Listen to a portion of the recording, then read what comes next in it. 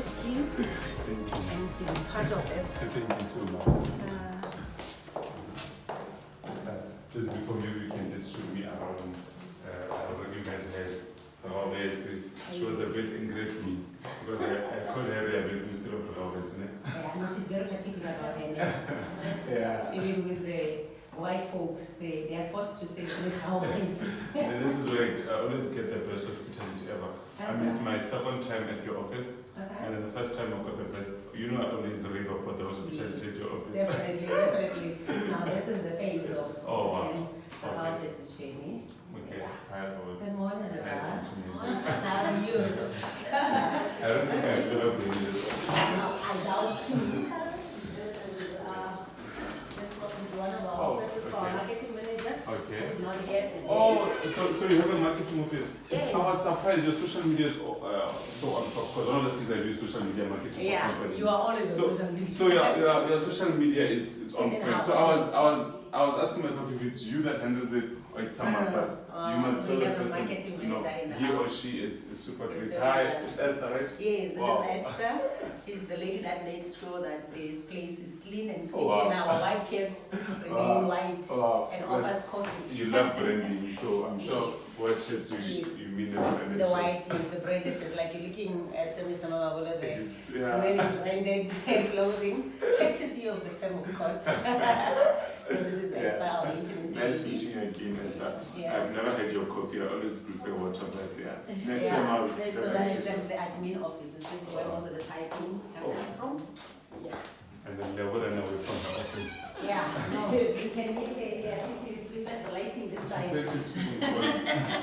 So this is Lehlohonolo. I'm sure next Hi. time when you come, you'll be confronted with her face. She said she's feeling good. Yes. And here we have those opportunities. We have, Come on, there's someone in here. yeah, we have Sorry.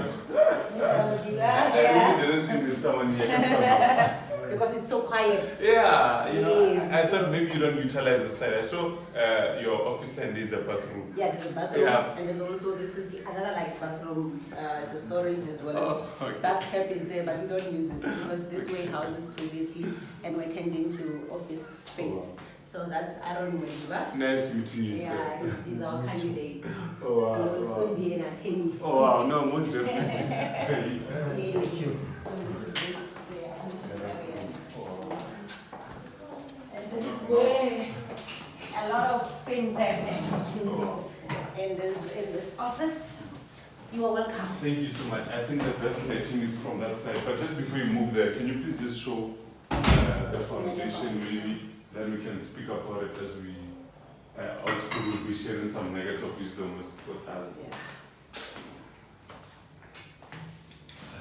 Okay, welcome to the Motivational Drive Show, where we bring you great powerhouses, men and women that are making great impact within their community, within their profession, particularly men and women of God, because everyone is handpicked by me. I prefer interviewing businesswomen that are also people that believe in God, you know, to show people that most people think to be successful, you have to, there's always be bribery, there'll always be stealing. But, you know, I handpick people like you that are God-fearing. I mean, before this interview, you were actually telling me about your belief in God, your spirituality.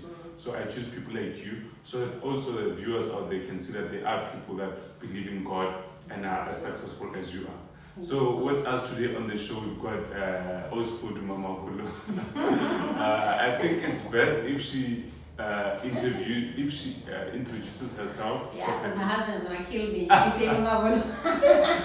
When it is Podu Mdhuli, yes. Sorry. Of Podu Sorry. Mamabolo, actually, it's okay. Anyway, the brand name that is known is Yes. Podu Mamabolo by virtue of the firm that we working in. Anyway, I was admitted as a Mamabolo, Podu Mamabolo, when I was admitted as an attorney, but I've been since married to one Dr. Mdhuli. So let me give honor where is due. Yes. So, who is Podu Mdhuli? What do you do actually? Because we've been around Podu Mamabolo office, attorney's office. What actually do you do in the office? All right. Podu is a director. I prefer using my name a lot because I've been graced most of the time to be given or to be serving in particular titles Yes. I mean, you'll be called mom, you'll be called sister boss, you'll be called GS, you'll be called this DP, as in deputy chairperson. Yes. So I usually like to be called by my name, because I miss it at times. But I'm a director in this firm. Wow. The firm has been in existence for 11 years, going to 12 now. I'm a sole director, no partnerships whatsoever, 100% ownership in this firm. I'm a daughter, firstborn of the Mamabolo, just here outside Sisho, Blood River, at a small village called Deri. Okay. Yes, I'm a mother of Refumelo Bokang Mdhuli, as well as Unamusas Busiso, Mdhuli, 7 and 2-year-old. Boss, but I love women. I love everything women related. I'm passionate about women. That's why I mentor a lot of women. Wow. We have a foundation, we have a trust as well. So, in a nutshell, Podu is a servant. Oh, If I'm to generalize all these things that I said, what I would say, Podu is a servant. Host Podu, there's someone that's watching this, or that will be watching this interview I'm doing with you right now. They come from the very same situation background. You spoke about Chokotabo Blood River. It's not that much of a location, suburb, you know. So how did you manage, coming from that kind of a background, to be where you are today, established? I'm actually shocked saying this firm is actually 11 years. You've passed the 10 years, which means this firm is there to stay. It's so big. So what does it take to come from that background? It's easy to say your background does not determine your future. It's easier said than done. Exactly. So how exactly did you manage to come out of that background to be where you are today? You know, I think one, it's having a dream. You know, your background. I mean, I come from a very poor background. Okay. As in, I slept on the floor until I was in high school. Was it high school or even tertiary? I think tertiary. In a 2-roomed wooden house. Even when we started building, I was part of manufacturing the bricks. Yes. I did that personally from my home. And not only that, I think being born again, because I got born again in 1994 when I was still in 74. Wow.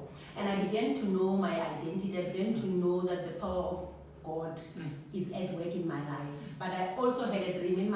I was sleeping one time, and all I had, I used to watch a lot of TV, a small TV that we had at home, a black and white. That was after we would watch TV at the next door neighbors and paying just to see for a drama for that 30 minutes. We'd be sitting outside but paying to see that thing. So my father eventually bought us a small TV, and I would watch Kid You. I mean, I learned English from TV, literally. Throughout my schooling, primary and high school, I was the best in English. And I've never been to a multiracial school. I've always been to your ordinary school. I did my primary school at Nasmato, went to Patalatan High School. Now, as I was dreaming, all I saw, and all I still see even now, is All Rise, Judge Podu presiding. And I'm not a judge now.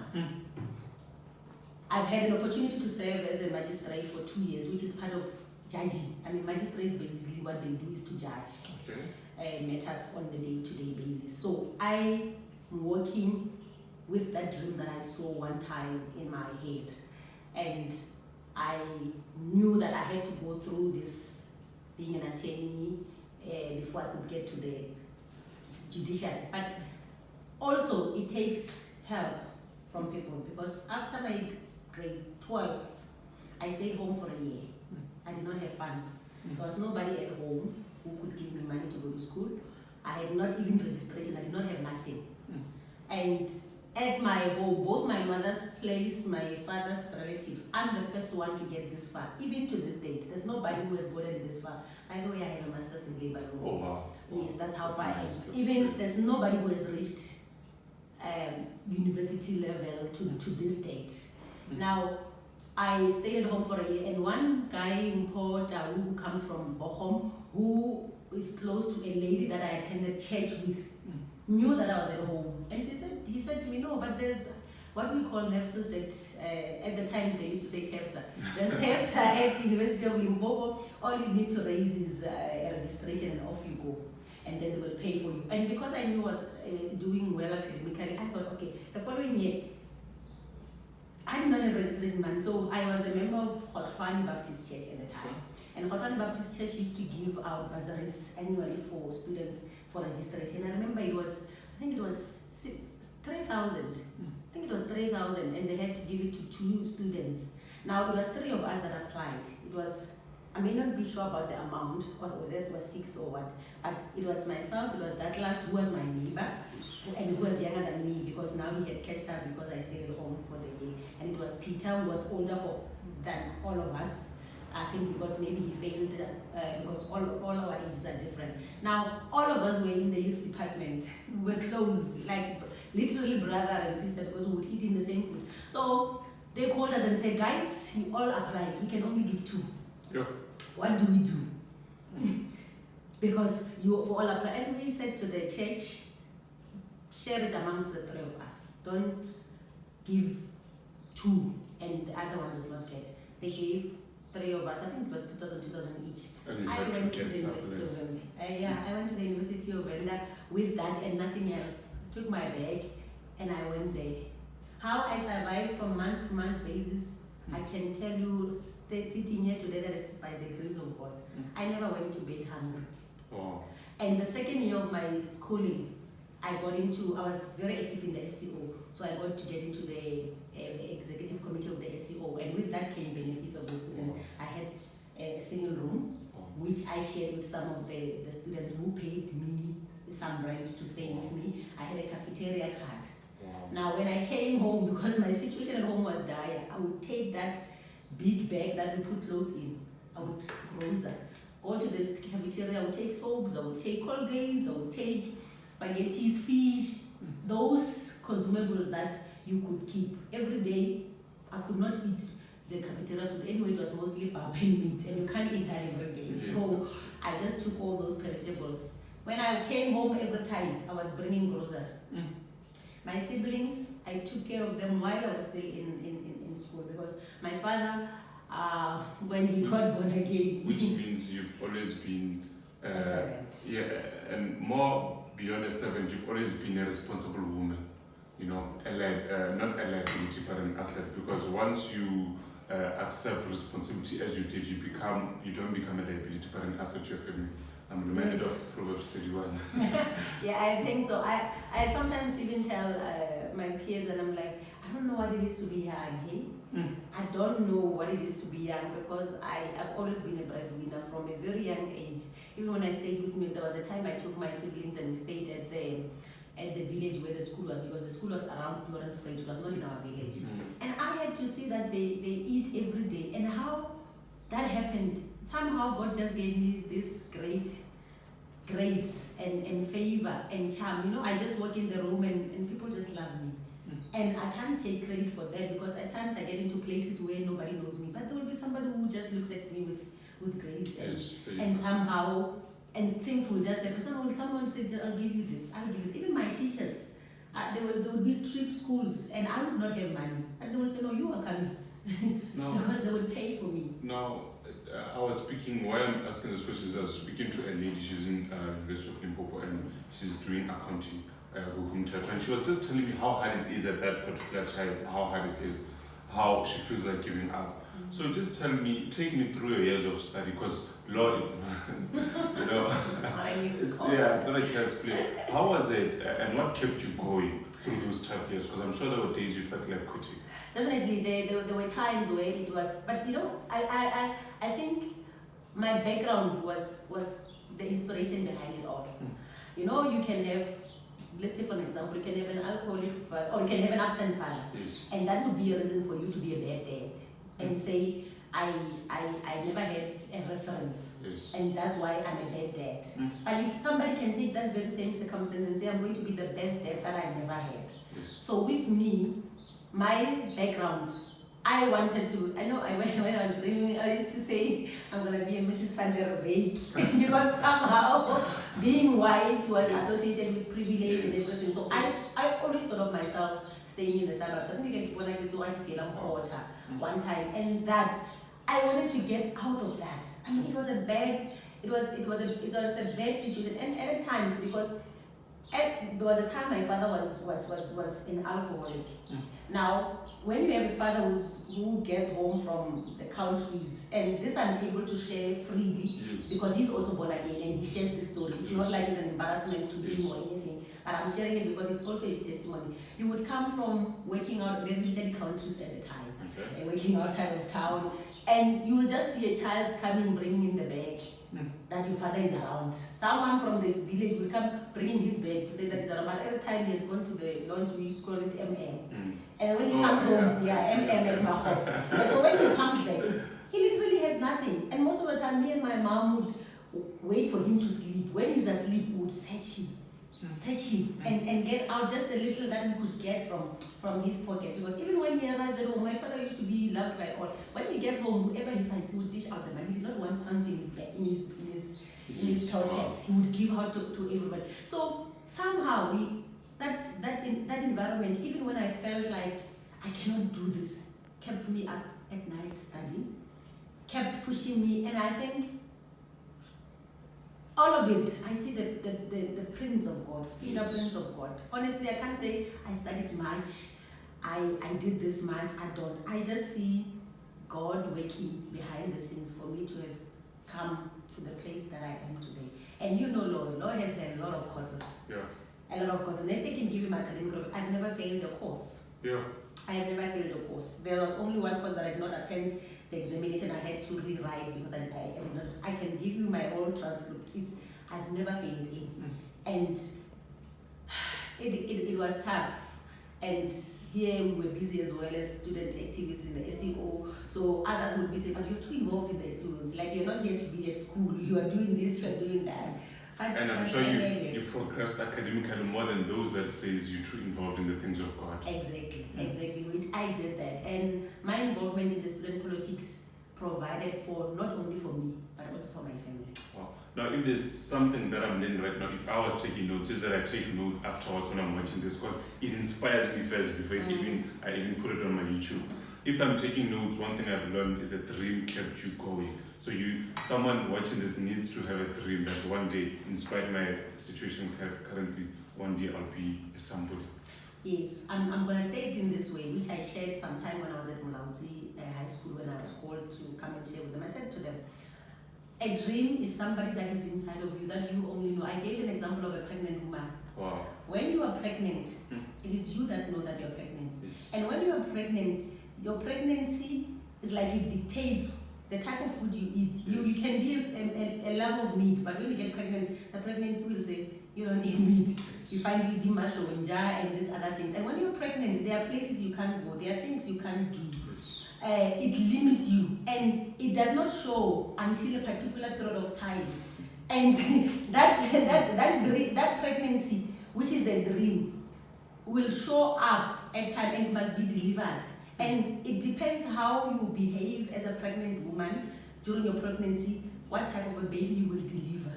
You can deliver a stillborn or you can deliver a baby who's not well because you're taking drugs or you're taking liquor while you're pregnant. So you are the one who must make sure that this baby that you carry. Some people who are traditional will tell you, you don't even talk about the pregnancy until a certain trimester. Because if you tell people about your dream before that, like traditional people, and I think there's wisdom in that. In the way if you tell people prematurely about your dream, they can abort it and whatnot. And also, some believe you can't have a baby shower when you're pregnant, this and all, because it has not yet become due to give birth. So for me, that is a dream. When you have that dream, nobody can experience what you're experiencing. The symptoms that you're experiencing, even if your husband loves you that much, he cannot carry the symptoms that you carry, the morning sicknesses. You only have to go through that. So if it means you have to deny yourself a particular things for that season, it's only a season. You know, Ospoli, I'm sorry about that. When you said even your husband can experience the symptoms, because sometimes most people are entitled. We think because my sibling is successful, therefore she must. Sometimes when you have a vision, even your immediate friends, your immediate circle might not. It won't. Oh. And even now, when you deliver, you're the only one who's going to go through all that thing. Nobody can go through it for you. nobody can. You have to go through the process itself. So even with that dream, it may not show for some time, but one day you will deliver your baby and you will hold on to your baby, and that would be your dream that has come to manifestation, that has come to fruition, because you would have handled this way. And even when you go to deliver, when you deliver a dream, there are midwives, there are doctors. The doctor will say, no, wait, don't push. We'll tell you when to push. Wow. You know, you will get people who along the way who say, no, that's not the way to do it. That could be your parents. That you could be your mentors who will say, no, we see you have this big dream, but for now, let's do this. So if you think, no, these ones, or these ones, they are jealous of me, you will need people who will tell you, please, not now. Push or don't push. Because if you push when they said don't push, you may still kill your baby. So you still need people who have been there before to say to you, this is how we go, this is how we... So you need to be attentive, you need to learn. You cannot be an island. Even with that pregnancy that you're getting, because this is my baby, I will do whatever I want to do with it. And what do you do with that dream? You also have to go to the clinic to checkups, to check on it. How's the dream doing? Do you sit down and check, how far am I with my dream? How is my dream doing? Because some things you can determine that there's something wrong with that baby, which can be assisted. If you don't go to the clinic, they will tell you, no, your baby has long died. Had you come, we would have saved you. Now, we can talk about the Joseph dream and all of that. Joseph spoke about his dream. When preachers can get a message from the scenario that happens, but if I'm to preach now in relation or contextualizing it to what I'm saying now, I would say Joseph was part in his fall down because he communicated the dream prematurely and to the wrong crowd as well. Who do you tell your dream? It's also important. Who are you telling your dream? You see? If you are a Mary, you need an Elizabeth. Exactly. You need an Elizabeth who would say to you, okay, let's come. Because even if you are friends, there would be friends that you will have to let go for that time already. Yes. So that your friends who says, let's go to the club, you say, my friend, I can't go to the club, I'm pregnant. Wow. I can't stay out till late. I can't drink liquor now because I'm pregnant. You see? So, and only a pregnant woman will go through these things. So if sometimes you don't see people behaving in a particular way, don't blame them. They have not received anything in them. There's no life growing in them. In my city, I've got a city, I say, chickens think flying, soaring like an eagle is a myth. Because imagine an eagle telling chickens about flying. Yes. So that's true. For every Mary, we need to be associated with. Saturday, I was speaking at Harry Oppenheimer. I said, if you have an international vision and tell it to national or local-minded people, you'll get frustrated. True. I love it when you say, even though the vision might delay, you remind me of Habakkuk 2:2, though it tarry, but it shall surely come to pass. Because most of us, when we go through the weeping, which endureth just for the night, we forget that there is joy coming. And another thing that I would love to ask, I was dying to ask this question, is because most people, they say there's certain career path you cannot go into as a Christian. For example, they say as a Christian you can't go into politics because politics are corrupt. As a Christian you can't go into law because law will force you to. But what's your opinion of that? Because I've got a serious opinion that I refuse because I believe there's no polluted or corrupt career. There's no corrupt government. A government is as corrupt as the people that are in it. If corrupt people go into a system or go into the government sector, obviously the system will be corrupt. But if Holy Spirit people, God-fearing individuals like yourself, go into this field, it will be as good as you. So I don't know, what would you say to Christians that their parents or whoever said you can't become an attorney? How do you sustain it and still maintain your relationship with God? It is very funny because, even at the church where I am, I'm a member of Covenant House Family Church under Pastor John Makumbane and Brenda. Oh. So I'm a leader there as well. So and at times, people think, so you're an attorney and you're also sitting in the pastor's office, and you're like, yes. And kids would come and say, I want to be an attorney, but my parents says I can't because we're born again. I'm like, but why can't you be an attorney? And they say because lawyers lie. And I say, what a wrong perception that is out there, because the truth of the matter is the job that we do is as noble as you can find. Let me give this example and say, and I was speaking at a place during the weekend. I said to them, in court we pray. I actually wrote on my status on our page that Podu Mamabolo intercessors. We are Podu Mamabolo intercessors, not attorneys. Why I say that? Because it's every time in court when we do pleadings, we ask for things, we pray. We always say, I pray that this and this be granted before the judge. So we are praying before the judge. So that's what I'm saying, we are intercessors. But over and above that, I mean, Jesus Christ in the Bible is described, or one of his roles is an advocate. Yes. He sits on the throne in the heavenly place on the right hand side of the Father, interceding for us as our advocate. Now, let me give this example because most of the time it relates to criminal law. Even Christians who get into being practitioners, because now we're using the word practitioners because of the Legal Practice Act. We no longer attorneys and advocates, we're legal practitioners. Now, if one gets into this field, they think, okay, I'm not going to do criminal work. I'll do civil and other fields of the law, because somehow there's also think or doing those, you are immune from corruption and all other things, whereas you're really not. And let me give an example of a criminal scenario, which most people usually when they refer to that, but they are looking at that angle. Now, when a person gets arrested in court or by the police and they're taken to court, the responsibility of an attorney is to make sure that procedure first is followed. Okay. In that person getting justice, is to defend that person. And defending that person, it means presenting his or her case according to the instructions that you receive. This includes you being ethical as an attorney, because we are taught ethics. You are a court official.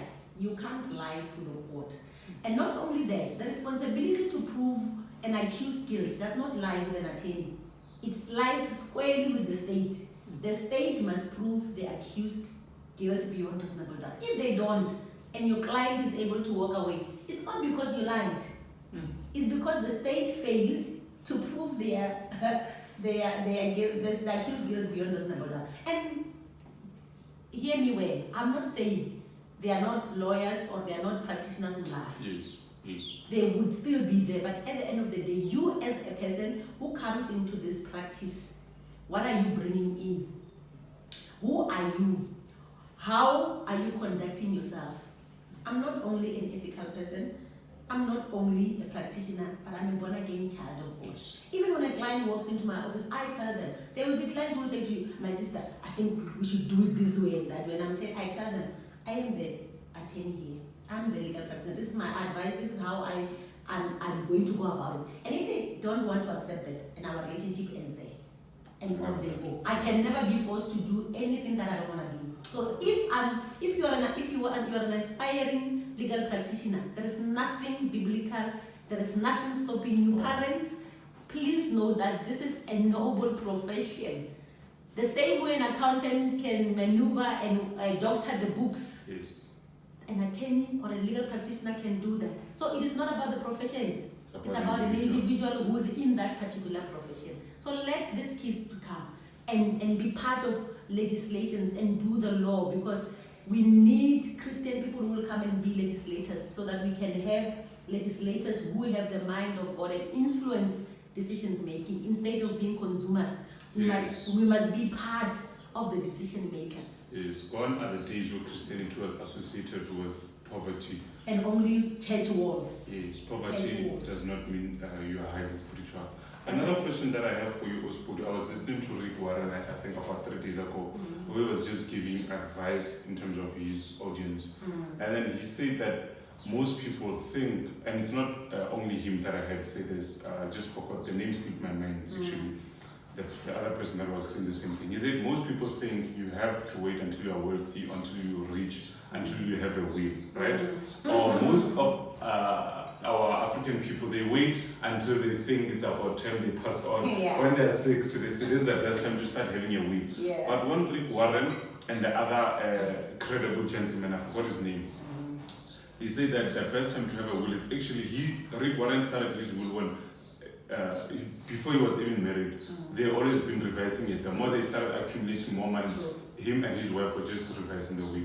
what advice do you have to our African people in particular? Because most white people, they come from a background where a trust is already written. True. No, the best time to do a will is now. Now. Why? I mean, with your cell phone, that cell phone that you have, you can decide. You don't have to wait to have property. And this, not only that, the other thing would be there's a myth. Especially amongst our people, they would say, no, you can't say I must make. If I make a will, it's like I'm declaring death upon my life. That's the myth that people have. So that if I make a will, it's like I'm saying death card. And I, being in the field of law and being exposed to administration of estates, you realize that there's a lot of injustice that happens with I never forget this estate that I had to deal with. This man came from Malaysia. He did not marry any woman because he believed women eat money and all that. He never married anyone. He never had any children. So he was sick and he was not getting along with his other sibling. He only got along with one of his sisters, and who was taking care of him up until the point of death. Now, this sister was not working. She had kids who were also assisting in taking care of this old man. Now, when he passed, the interstate law says when you pass, we look at the wife. If there's no wife, we look at the children. If there are no children, we go to the siblings for them to get equally whatever is there because there's no will. Now, these siblings, we had to locate them and find them and bring them on board. When we brought them on board, and this one was saying, but these people were not even on talking terms. And I said to them, it's not up to me to decide. That is what the law says. These people will partake equally with you. These people are working in government, but all of them, they've got pesos. This woman who was staying with this man, taking care of him, he does not even have anything. She shared equally with all of them. That's fair. It's very sad. And only to think if that man had a will, he could have said everything will go to my sister or my sister's children and whoever, because of they stayed together. It's like he was like a father figure to them, and only unfortunately because of his wrong beliefs that women take money. Now his money went to the dogs for in brackets for a lack of a better way, because these people had no relationship with him. They never had anything with him. So a will, you don't have to wait to have a million. Whatever you have, it could anything. And with black people, we even know you fight over it. Malum would be saying, this is my, and next thing you fight over those things. And even those of us who still believe that you know, the last ones who stays at the family home, the wives get married. And when you die as a boy, now everybody in the family, this is my father's house. I bought this, I bought that. You're left with basically nothing. Your children don't have an estate to fall back to. So it is important that you write your will. You can always, as you buy assets, come and change. And even at times, you can decide who you benefit. You can decide today I'm benefiting, so over time the relationship does not work. You can say, I no longer want to benefit so and so, now I'm putting so and so. You've got nothing to lose. But if you don't have a will, you lose everything. You know, I loved that teaching of Rick Warren, because at the end of the day, Hosea 4:6, my people perish because of the lack of knowledge. So he said that they have this kind of seminars for their church for free. Yes. And I love that before this interview, you already said to me that you do it. And not because you just said, I follow your social media work a lot. So I would see you'd go to Muleji and you'd give this kind of sessions for free. You'd go to this. Because this information is very important. Yes. And not only that, annually, we as a family, we offer what we call a wills week. Okay. Which happens annually. For the whole week, you come in, you do a will for Mahala. Oh, wow. You don't pay any single cent. Okay, if I'm paying right now, how much would a will charge? Or do you charge based on the assets of an individual? Or? No, it has nothing to do with the assets. Obviously, you pay a consultation fee. Okay. There's a fee for consultation, there's a fee to open a file, and there's a standard amount which you would pay for a will, which is very reasonable. I'm not sure if whether I should be able to announce it because the Law Society might have issues with that. It may be taken as if it's an advertisement. So I can't necessarily say the amount, but we offer that, and it's a very reasonable amount which you can afford. And once you come, for example, later to amend, you may not even have to pay anything because you may be ending just one asset or two assets or removing this or removing that. But during Wills Week, we do it for free for anyone. So even if it means we can do 10 people a day, that's what we offer. Anyone, free Wills Week. So you must look out on our social pages. We'll be having that. And I just don't have my diary with me. I will be telling you the date. But I will let you know. Yeah, I will let you know when we have the Wills Week. It's in September, I think. think somewhere in September. So it's still upcoming. You can still come and be a part of that. You know, if there's one thing, out of so many things that people that are going to watch this will already learn, one thing that I'm learning from you mostly is your ability to diverse yourself. You know, you married, you've got children, you're a great mom. Yesterday we couldn't do this interview because you had to take care of family issues, you know.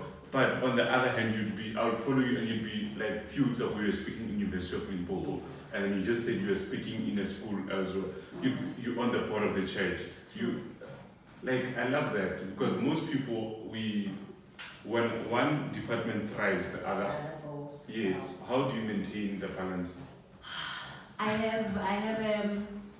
have a supportive husband who don't only support, but he actually even is my number one cheerleader. I love that, because even when you do outreaches, that's hence before the interview I asked if he's also part of the firm, and Anthony, you say he's and he's not, yeah. but you see him everywhere. Everywhere. It's always the two of you. I mean that this is both your company. No. He's my number one cheerleader. He really supports what I do, and if he doesn't do that, I would not be able to cope, because I'm seldom home. As in, I get home like after hours, and well, I cook for my family every day. No nanny cooks for my family. I cook for my family every day, and even when I'm at home, there would be calls. Like I said, I'm serving in Pastor Don Makomani's office as his PA, Okay. and I'm in the leadership of the church, and I'm a mom. I'm in the legal professional organizations. I'm the deputy chairperson of Polokwane Legal Practitioners Association. I'm the National General Secretary of South African Women Lawyers Association. I'm in the Environmental Committee of the Law Society of South Africa. I'm in a whole lot of committees. Can we not let one of your positions slide just like that? She mentioned something that she's a PA to someone else. She's serving another leader. Because, that's where most of us miss it. Just because I'm successful, humility, I love your humility so much. Because in spite of your position, your success right now, it does not mean you cannot serve as a PA to someone else. And that's why we miss it. We want to be served, but we don't want to serve elsewhere. So I just wanted to highlight that. Jesus said, the greatest will be the one that serves. Exactly. He took his disciples' feet and he washed them. And Jesus was God. If we are to learn anything from the ministry of Jesus, is that Jesus was a servant. There was nothing that he ever did. There was nothing that he expected that he has not done before. Wow. Anything he said, do. That's why he said, do like me, because I have done it. Even in the Bible, he says, I have seen my Father work, and I am working. So there are people who would look at it and say, well, I don't have to work, my father. Actually, Pastor Don Makomani said this. And people would say, my father is working, so I don't have to do anything. I'm an heir, so I don't have to do anything because all this is mine. I'm an inheritor. But Jesus worked. Yes. He worked. So Jesus was a servant, and who am I? If Jesus washed his disciples' feet, why can't I serve? And it's an opportunity to serve. Everywhere where you're given an opportunity, it could have been anybody else. It's not like I'm the best attorney in the whole of Polokwane. It's not like I'm the best administrator or anything. But opportunity was granted to me. The grace of God was upon me, and I'm able. And that's how you grow. You grow by service. You are trusted with one, and more comes. And the more you are trusted, unfortunately or fortunately, you get trusted with more. Yes. Because the fact that you're excelling in this, more will come. More will come. So, and at times people may feel, but she's everywhere. Why can't other people join in? And unfortunately, that's how life is. If you are trusted with this and you excel with this, everybody will want a piece of you everywhere. And it does not work wherein you can say, but I don't have a chance. It does not happen that way. Yeah. The more you serve, the more you are given. Yes, you remind me of two incidences, the parable of the talents. One would say it was not fair of Jesus to take from the one that multiplied 5, which had 10, and to take from the one that had only 2 and give it to the one that had 10. And then again, one of Jesus' disciples asked, the mom came and said, can my child sit on your right side? Jesus said, no, that's not how it works. It's not favor, you stretch yourself towards that. You do. Just before we wrap this up, I want us to speak of your giving back, because it's a foundation. Why the importance of giving back as an individual? Like I said, I received help along the journey in my life. I mean, from even my registration fee, like I said, it came from Kotlani Baptist Church. My first money to go to school came from Baptist Church. Some of the money I would get from month to month basis would come from people like Mam Boyani, who's one of the members for Kereking, who says, my uncles would send in that 100 rand, that 200 rand. Yes. You don't take it for granted. Without it, you can't, you will not be where you are. I mean, there are people, I remember Sister Maribana, even when on my graduation, I did not have clothes to go graduate. She took me to Pretoria with her own money, paid for everything, my whole attire. She paid for it. My parents did not pay for it. And people took their cars and came to my graduation. I even had told my parents that you don't have to come. I will come back with a degree. And when I was at the university, I mean, you know, with student politics, it deals with votes and stuff like this. People can be manipulative at times, but you would find favor with people who would say, you are going to get into this position. And not because you were bribed your way in, but you worked. They've seen how you serve without a position, and they want to take you on. So helping for me and my husband, I mean, like even now, at my home, there are always people. Your hospitality says a lot. I always am offered coffee, whether I'm passing or what, I'm always offered cookies that I'm a water person. You know, my grocery bill, we have 4 in my home, but I buy, I don't want to say it because it will sound, I buy food. People are always eating my home. There are always people every time. Everybody wants to come to our home. And for us, that's an opportunity to serve people and also to give back what we have. And we see God multiplying that. So my husband comes from, his parents are pastors. Wow. So giving is their lifestyle. They've given throughout their whole life. So it's part of who we are. But we also believe that we impact lives. If you can check our motto of Lehlohonolo Foundation, we are saying we are impacting lives because you see, sorry to cut you, but you see number 11, it says make giving your way of living. For what the measure you use, it shall be measured unto you. Exactly. You know, and that's just how it is. You know, giving, I love the fact that I think that's what contributes much so to your success, because a liberal soul shall be made fat. Exactly. So even in my family, I always tell people, I'm like, I'm not the richest I think you can guide. Why? Because I'm not about profit. Wow. I'm not about making fees. You can come here and I can spend 2 hours with you consulting. I'm not going to be looking at my consultation fee and whatever. And I'm not saying those that make money, they are wrong. No. But I am about people. Purpose over profit. I am about people and nothing else. If you get out of this place, some people will get out of my place and, you know what, I got in this place, so now that I'm getting out, and I always tell them, it is God. And I say to them, now that you've given me your problems, go out and walk free. Because you've given them to me. I'm the one now that must carry this load. You can't give them to me and still carry it. Then that means we have started on the wrong footing. When you come here and you tell me your problems, you get out of here knowing that she's got this. In the same way I take my issues to God and I'm like, God, you got this. I can go on with life. So we are about impacting lives. You know, on my WhatsApp status, I say giants are born of giants. So in this show, I interview giants such as yourself, so that the people that are watching from this can learn from you, because it's not everyone that has the opportunity to come to your office, you know. But through this show, we try to access your knowledge, take it out to them for free. We are humbled that we're even counted amongst the giants, you know, because honestly, when you called in and I thought, okay, what have I done? Like, and I'm thinking, you know, sometimes when you do things, you think people are not watching, people don't see. We're not doing it to be seen on everything else, but when people take notice, it really humbles us. And your being here, it's serving as an encouragement to us to say, you know what, soldier on, continue. From one child at a time, one woman at a time, one gentleman at a time, continue to serve the people and impact lives. No, thank you so much. We've got a female entrepreneurship summit. We've got a lineup of seminars, purpose and leadership, different things. But right now, the one that's happening on the 31st actually is a female entrepreneurship summit. Got 4 speakers, amazing speakers there. The next one, we're going to do it next year somewhere. And we will also be having 4 speakers. I'd really love it if you'd be amongst the 4 speakers. I already have 3 others in mind, but I'd really love it if you can be amongst the 4 speakers. For this one, as much as it's jam-packed, but we'll speak just after the show. If you can come and exhibit your business there, we'll see what we can talk about. But at the next seminar, definitely you're the one that has to speak, because there's always a wealth of knowledge. I would watch your work, your codes, your spirituality, your knowledge, and I would be very much inspired that so many people can learn from you. And thank you so much for this interview. I'm sure someone will learn a lot. I'm going to upload it.